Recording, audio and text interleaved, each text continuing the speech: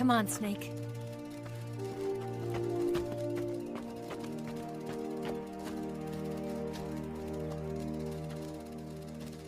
We made it. We made it.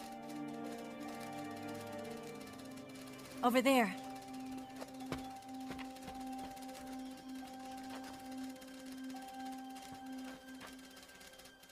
It's the boss, isn't it?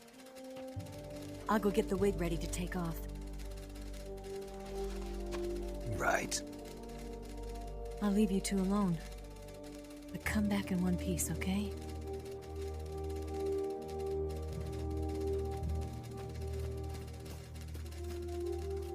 Promise me!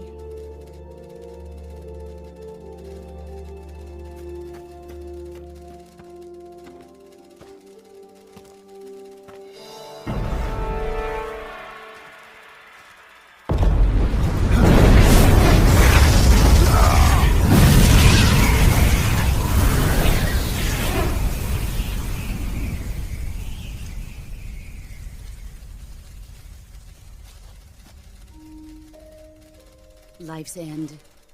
Isn't it beautiful? It's almost tragic. When life ends, it gives off a final lingering aroma. Light is but a farewell gift from the darkness to those on their way to die. I've been waiting, Snake, for a long time. Waiting for your birth, your growth, and the finality of today. Boss. Why are you doing this? Why? To make the world one again. The world used to be whole. But with the end of the Second World War, the philosophers began to fight amongst themselves, and the world was torn apart. The Cobras, my comrades who trained and fought alongside me, were torn apart as well. The foibles of politics and the march of time can turn friends into enemies just as easily as the wind changes. Ridiculous, isn't it? Yesterday's ally becomes today's opposition, and this Cold War? Think back. When I was leading the Cobras, America and Russia were fighting together. Now, consider whether America and Russia will still be enemies in the 21st century. Somehow I doubt it. Enemies change along with the times, the flow of the ages, and we soldiers are forced to play along. I didn't raise you and shape you into the man you are today just so we could face each other in battle. A soldier's skills aren't meant to be used to hurt friends. So then what is an enemy? Is there such a thing as an absolute timeless enemy? There is no such thing, and never has been. And the reason is that our enemies are human beings like us. They can only be our enemies in relative terms. The world must be made whole again. The philosophers must be reunited. I will devote my skills to that purpose. And with the Colonel's money, I will achieve that end. Just as I once created the Cobras. They are my family. I may no longer be able to bear children, but I still have a family. It was November 1st, 1951. I was in the Nevada desert participating in atomic testing. The name Nevada is derived from Spanish, covered in snow, white as snow. And snow is exactly what I saw in that Nevada desert. It froze my blood white. Snake, you were an atomic test subject, weren't you? On Bikini Atoll. That's part of the reason I was drawn to you. You and I are alike. We're both slowly being eaten away by the karma of others. we'll never have the chance to die peacefully of old age. We have no tomorrow. But we can still have hope for the future. In 1960, I saw a vision of the ideal future from space. 3 years earlier, the Soviet Union had succeeded in launching Sputnik, the first man-made satellite in history, into orbit. This came as a huge shock to the United States. In response, America threw everything it had into its own manned spaceflight project, the Mercury program. Even as the Soviets seemed poised to send their first man into space, America was still experimenting with chimpanzees and rockets. The government wanted human data. So they secretly decided to send a human being into space. I was the one they chose. At the time, they didn't have the technology to block out cosmic rays, and whoever they sent up would inevitably be exposed to heavy radiation. That's why they chose me. After all, I'd already been irradiated once. Of course, you won't find any of this in the history books. I could see the planet as it appeared from space. That's when it finally hit me. Space exploration is nothing but another game in the power struggle between the US and the USSR. Politics, economics, the arms race, they're all just arenas for meaningless competition. I'm sure you can see that, but the Earth itself has no boundaries. No East, no West, no Cold War. And the irony of it is, the United States and the Soviet Union are spending billions on their space programs and the missile race, only to arrive at the same conclusion. In the 21st century, everyone will be able to see that we are all just inhabitants of a little celestial body called Earth. A world without communism or capitalism, that is the world I wanted to see. But reality continued to betray me. In 1961, I was sent to Cuba, to Bahia de Cochinos. It was part of a CIA-sponsored invasion under the guise of taking Cuban exiles back to their country. But the US government betrayed them. Our weak-kneed president held back their air support. Defenseless, the exiles were annihilated by the Cuban army. All I could do was watch in silence. I was set up by the very country I'd sacrificed so much for, by the very government I dedicated my life to defending. I was driven from the surface world, and I went underground. Then, 2 years ago, I faced the Sorrow, my old comrade in battle. He was my friend. But one of us had to die. I was left with no choice. The Sorrow gave his life for me. There is no enmity between us. One must live, and one must die. That was the mission. The ones who gave me that mission were the philosophers. Early in the 20th century, the true holders of power in the United States, the Republic of China, and the newly formed Soviet Union gathered together in a secret meeting that would later be known as the Wise Men's Committee. The secret pact they formed there marked the beginning of the philosophers. But the last of the original members died in the 1930s. After that, the organization began to run out of control, and the Wise Men's Committee degenerated into a mere shell of its former self. The philosophers of today have no sense of good or evil. Their influence extends to countries and organizations involved in every aspect of every war. They have become war itself. That's how they operate. The sacrifices of war cause a shift in the times. This shift leads to renewed conflict, and in turn triggers the next war. Like a nuclear chain reaction, each conflict sparks countless others, forming an endless spiral that will continue on for eternity. Do you understand what I'm saying, Snake? By consuming me and you, the philosophers intend to keep that cycle going forever. It was my father who explained all of this to me. He was one of them. You see, I am the last remaining child of the philosophers. But after he revealed the truth, my father was killed by that same shapeless, formless organization. And my father isn't the only thing the philosophers have taken from me. In June of 1944, the Cobras and I took part in the landing at Normandy. We'd been given a top-secret mission to locate and destroy enemy V-2 rocket installations.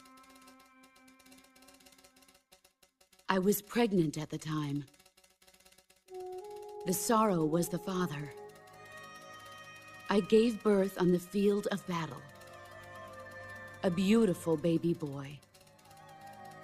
But my child was snatched away from me by the philosophers.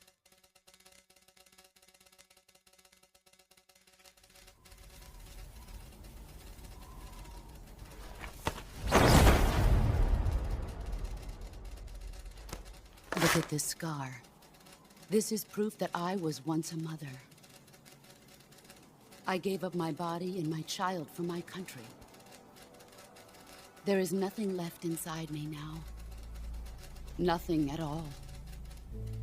No hatred, not even regret. And yet sometimes at night, I can still feel the pain creeping up inside me, slithering through my body like a snake.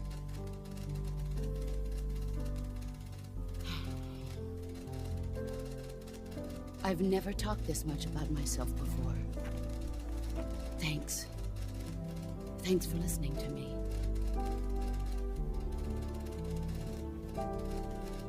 I feel content. Snake, commence the operation. I raised you. I loved you. I've given you weapons, taught you techniques, endowed you with knowledge. There is nothing more for me to give you.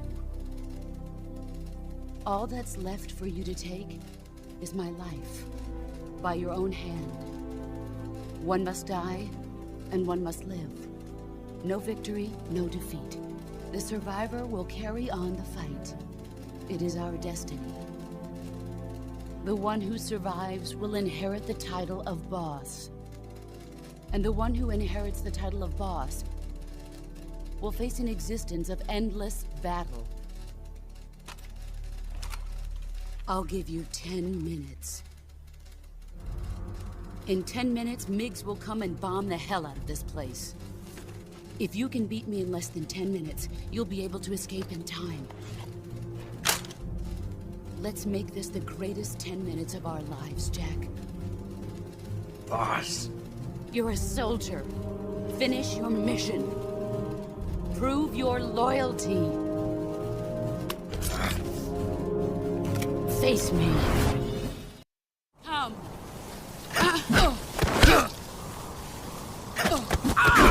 Excellent, Jack.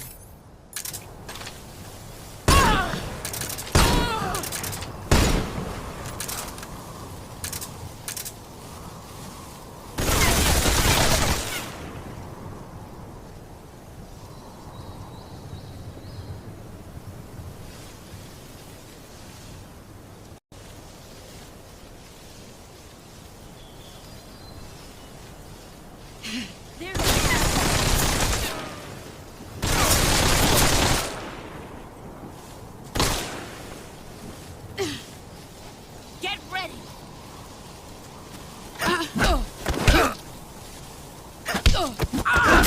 You're better than I remember.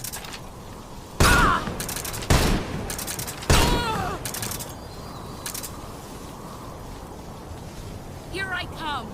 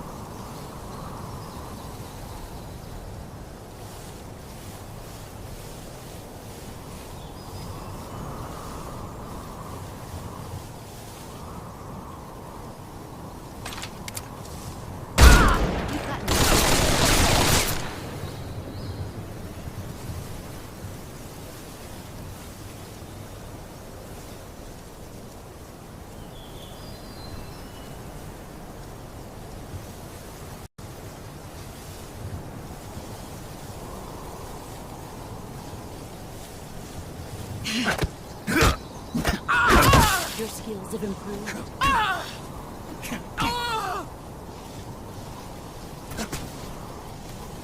Here I come!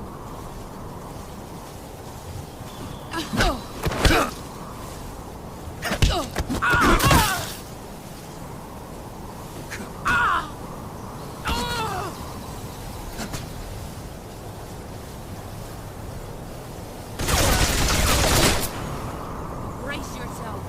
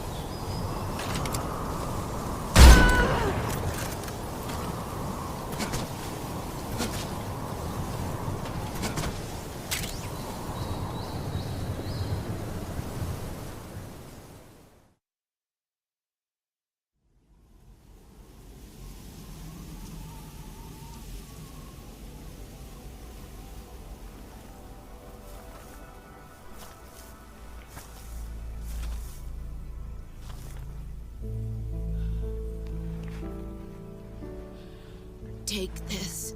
Keep it safe.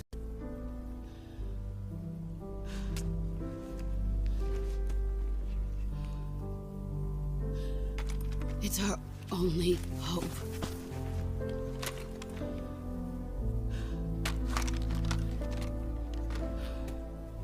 A patriot? Why are you giving me this? Jack. Or should I say, Snake? You're a wonderful man. Kill me. Kill me now. Do it.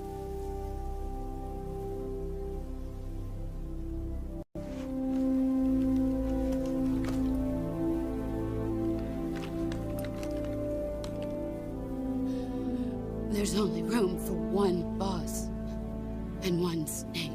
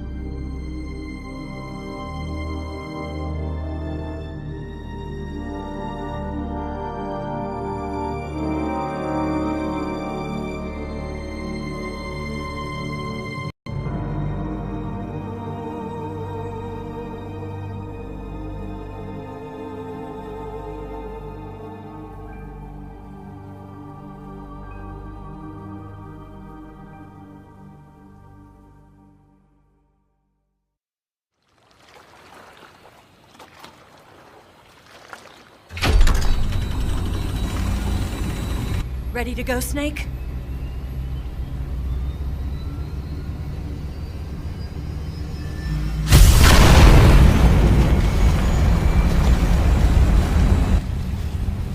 Are you okay?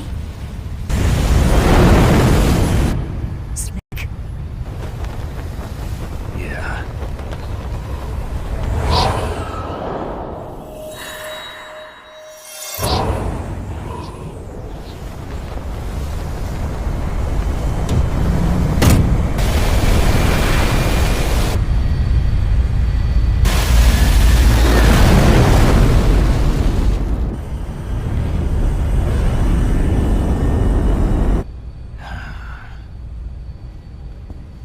I told you could trust me.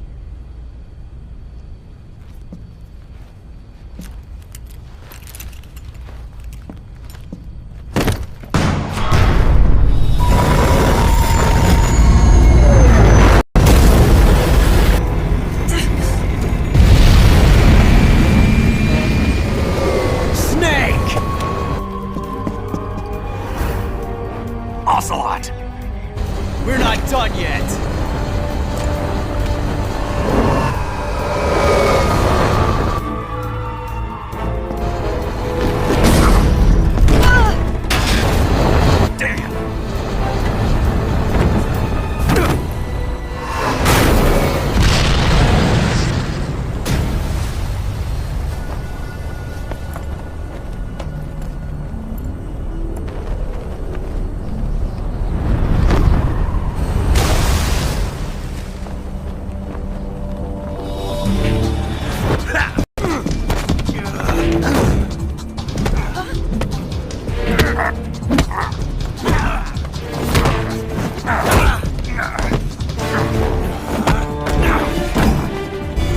Too heavy!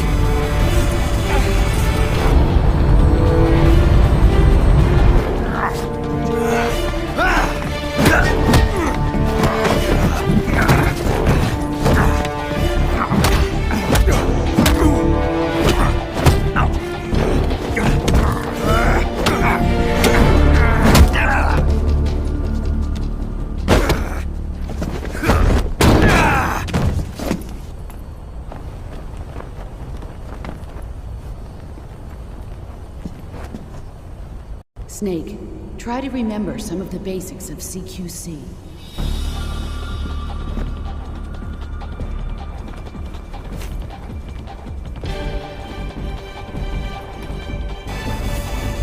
Not good!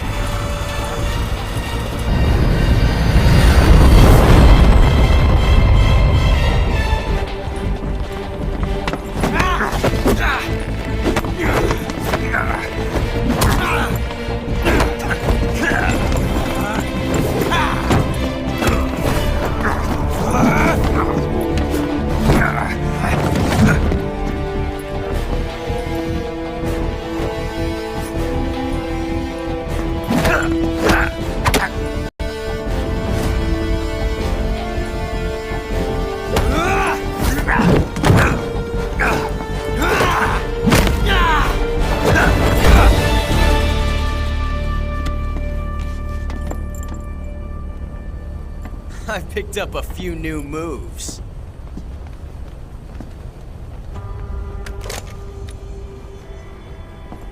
Huh. It doesn't feel right to shoot an unarmed man. But I'll get over it. Eva!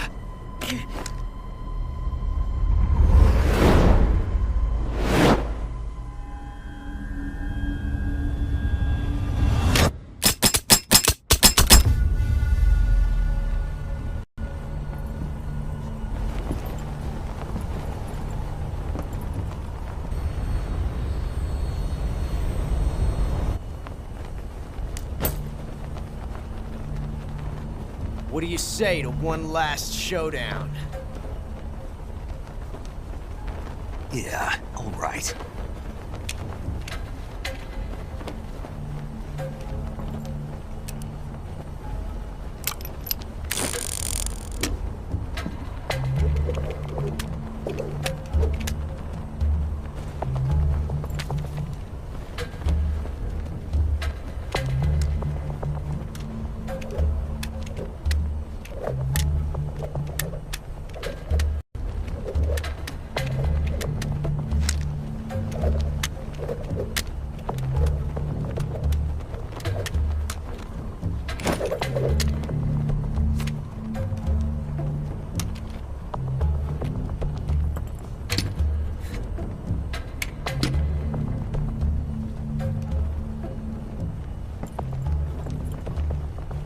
What's your name?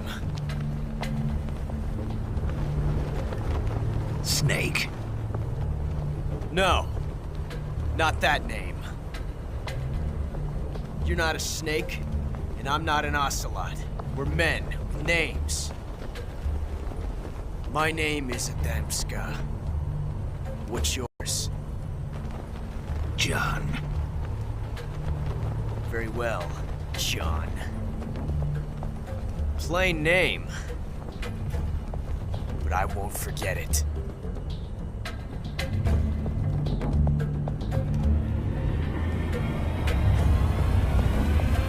Come on!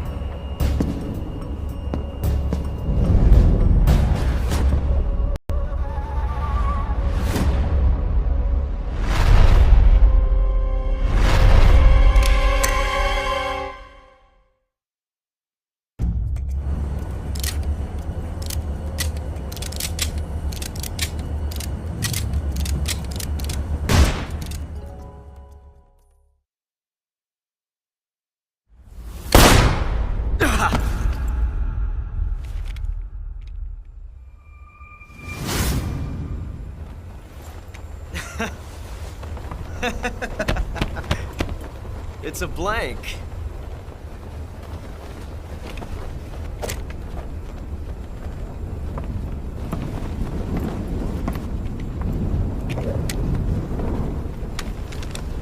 Ah, that was fun. Till we meet again, John.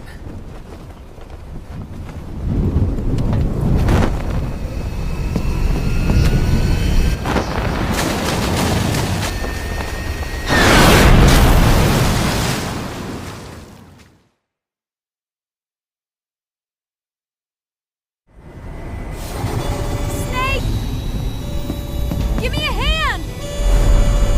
Pull!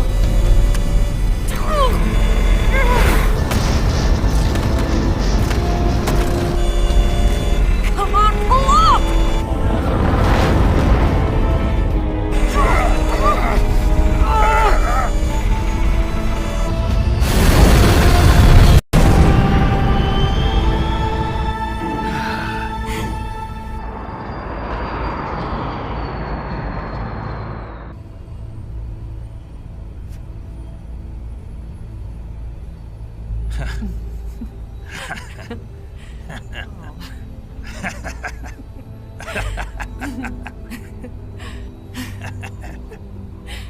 We made it. Yeah, we sure did.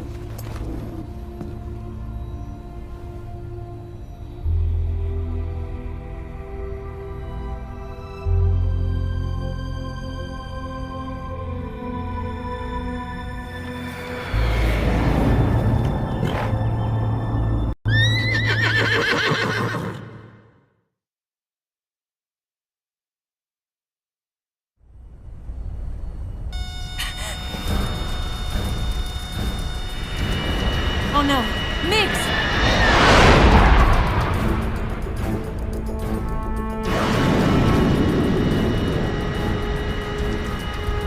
There's no way out!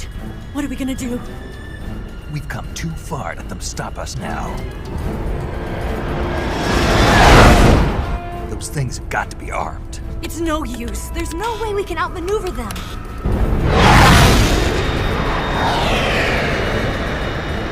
They're gonna shoot us down. We were so close. Weapon systems on. Locked on target. I got towed. You were great, Eva. Huh? Thanks.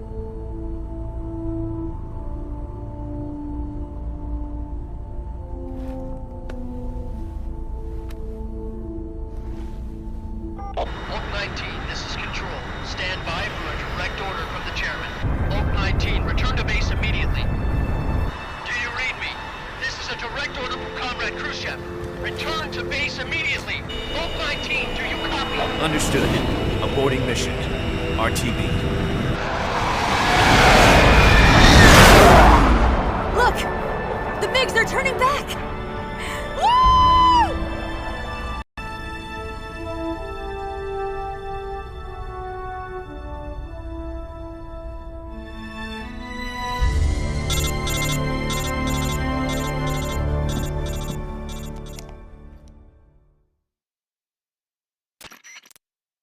Well done, Snake. The MiG's disengaged. Most likely under orders from Khrushchev. Is this his way of helping us? Who knows? Maybe he didn't want things to get messier than they already are. Or maybe he just wanted us to owe him one. The important thing is, you made it out alive. As long as Khrushchev is with us, I don't think they'll be coming after you. It should be smooth sailing all the way to Alaska. I'm sending someone out to Galena Base to meet you. To meet me? The DCI and the President himself are waiting at Langley. Don't keep them waiting.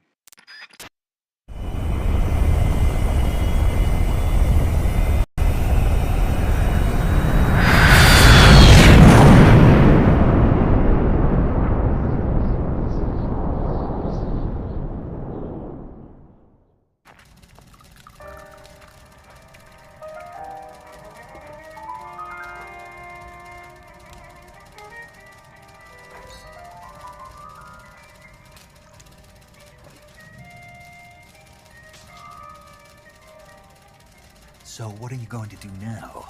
Go back to the KGB? What do you want me to do? Did you ever think about coming back to America? I can't go back. I've left America behind me.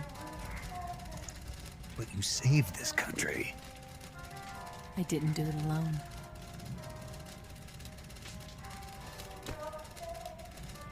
And I still owe you a dinner.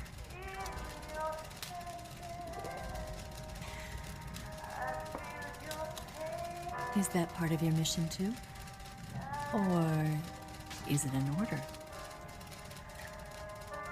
Or is it an invitation?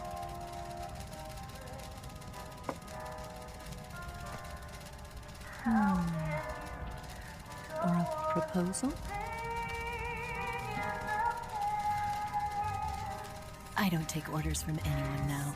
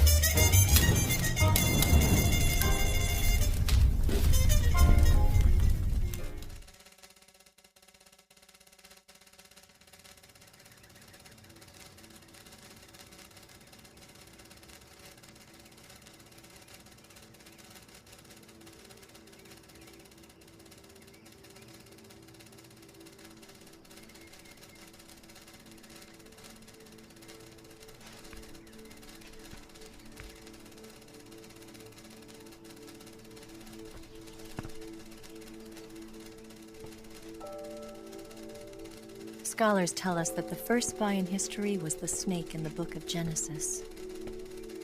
In that story, it was Eve who was tempted by the snake in the Garden of Eden. But this time around, it was I who tempted the snake and got away with the forbidden fruit of knowledge. Forgive me, Snake.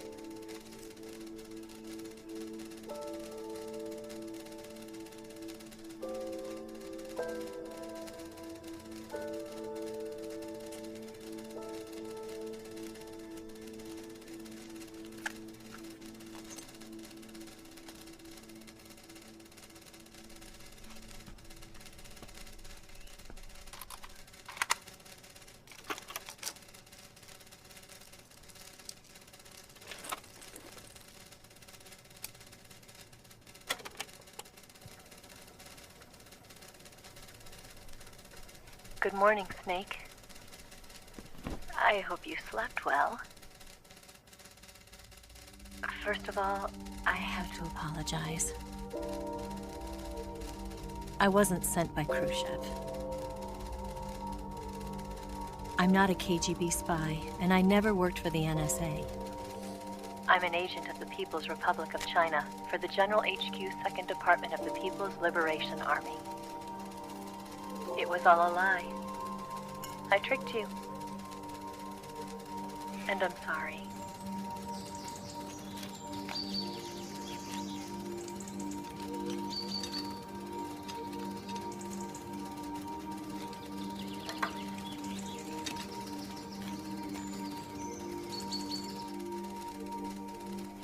The philosophers still exist in China, too.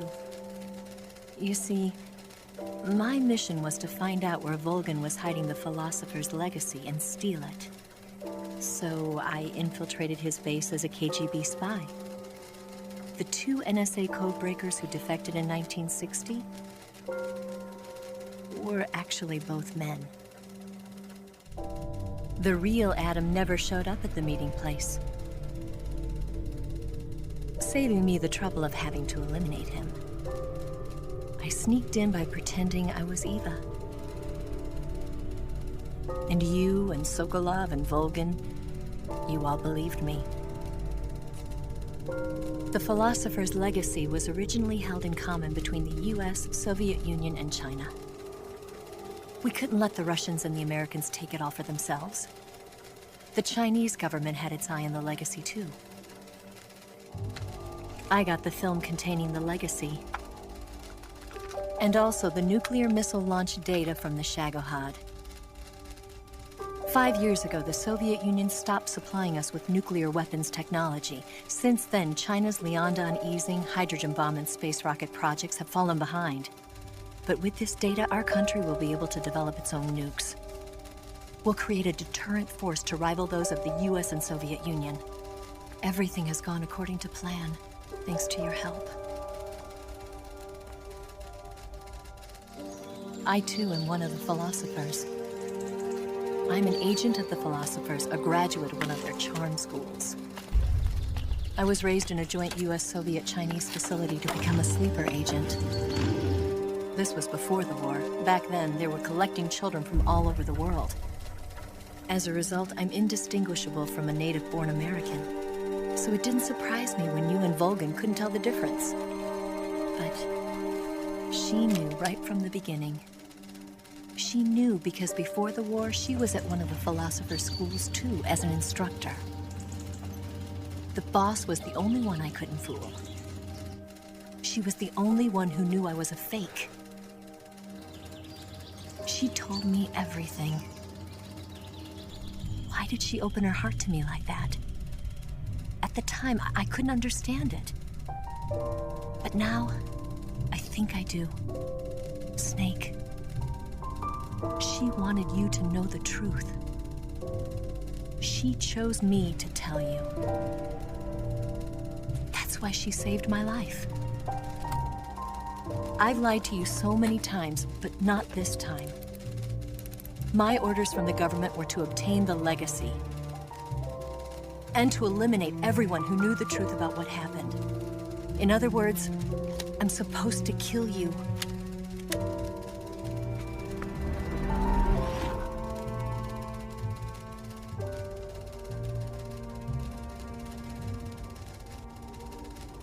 But I can't do it. Not because we loved each other. And not because you saved my life. But because I made a promise to the boss. And I intend to keep it. I just wanted you to know. And you have to live.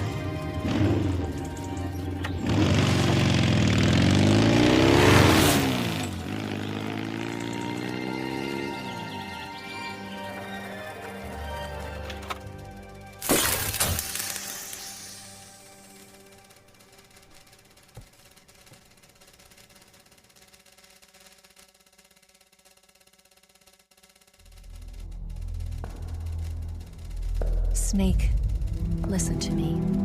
She didn't betray the United States. No. Far from it. She was a hero who died for her country.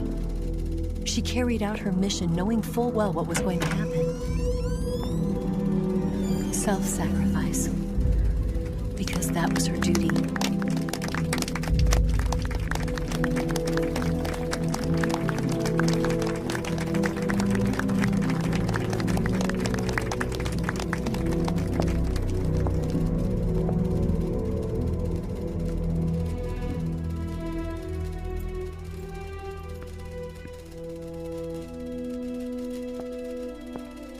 You are above even the boss.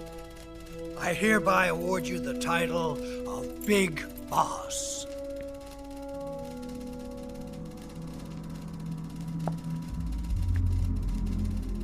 You are a true patriot.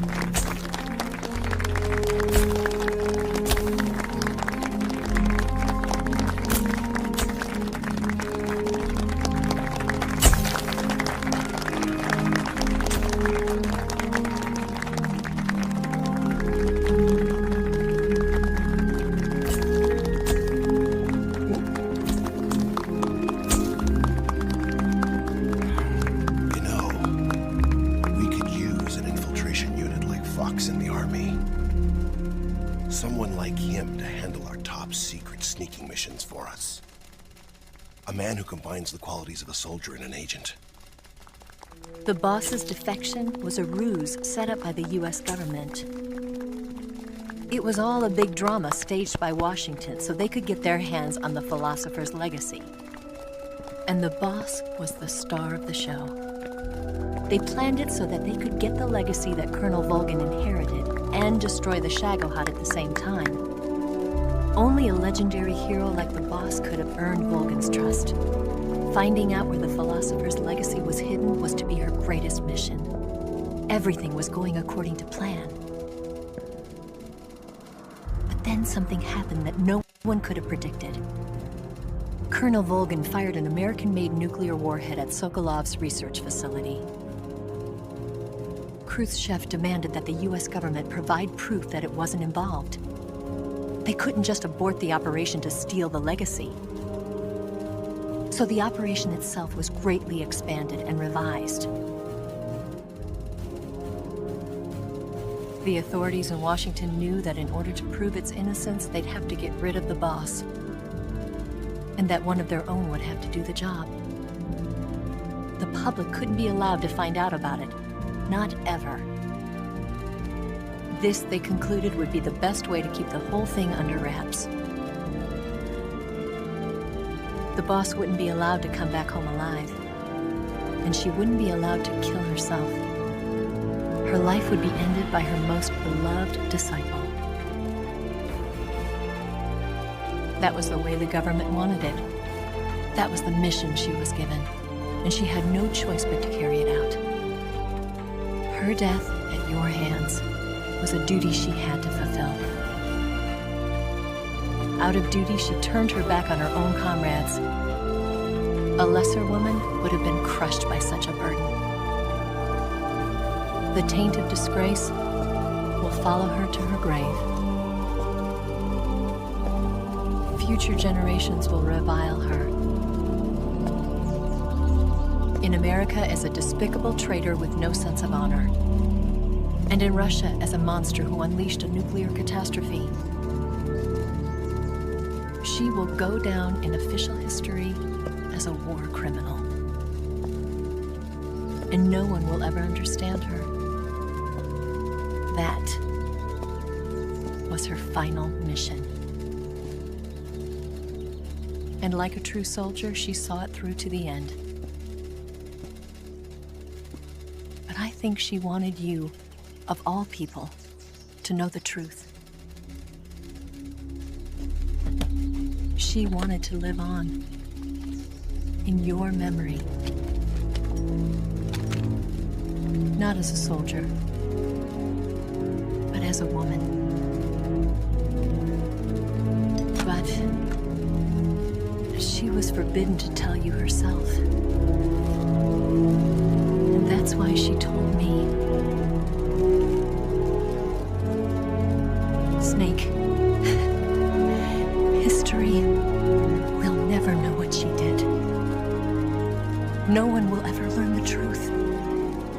Her story, her debriefing, will endure only in your heart.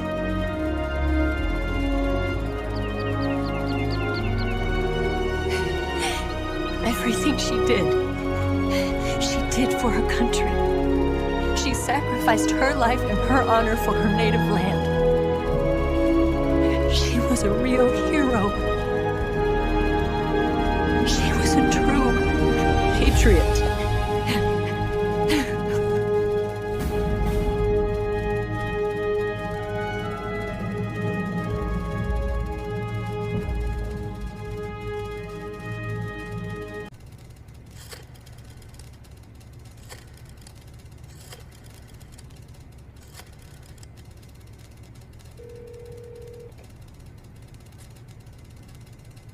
Yes, it's me.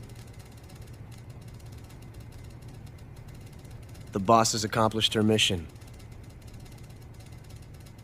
The philosopher's legacy is now safely with us, in America's hands. With this money, yes, the philosophers can finally be revived. The film we handed the Chinese was a fake. Peking must be in an uproar right about now. I'm afraid so. Only half the money has made it back to the United States. The KGB must still have part of the legacy. Yes, the weapon has been reduced to ashes. That's right. Groznygrad has been obliterated by the Davy Crockett we brought in as well.